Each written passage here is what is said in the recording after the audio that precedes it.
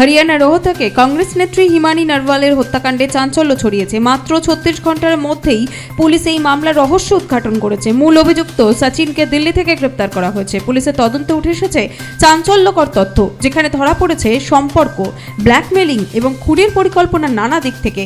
প্রায় 1.5 বছর আগে সোশ্যাল মিডিয়ার মাধ্যমে পরিচয় হয় সচিন এবং হিমানির। ধীরে ধীরে তাদের সম্পর্ক এতটাই ঘনিষ্ঠ হয় যে সচিন হিমানির বাড়িতে নিয়মিত যাতায়াত করতেন। 27 ফেব্রুয়ারি রাতেও সচিন হিমানির বাড়িতে ছিলেন, কিন্তু পরের দিন সকালে তাদের মধ্যে তীব্র তর্ক বিতর্ক শুরু হয়, যা একসময় হাতাহাতিতে পরিণত হয়। এরপর 28 ফেব্রুয়ারি বিকেলে দুজনের মধ্যে তীব্র ঝগড়া শুরু হয়। পুলিশের দাবি, সচিন ব্ল্যাকমেলিং এর কারণে ক্ষিপ্ত হয়ে যায় এবং হিমানিকে ওড়না ও মোবাইলের চার্জারে দিয়ে তার শ্বাসরোধ করে হত্যা করে। ঠিক এই সময় ধস্তাধস্তির কারণে সচিনের হাত কেটে যায়, যার ফলে খানিকটা রক্ত হিমানির কম্বলে পড়ে যায়। হত্যার প্রমাণ লোপাট করতে সেই কম্বলের কভার খুলে ফেলে এবং মৃতদেহ একটি বড় সুটকেসে ভরে রাখে। তবে শেষ রক্ষা হলো না, অবশেষে ধরা পড়ে গেল Sachin. Bureau report, Nobel Bangla.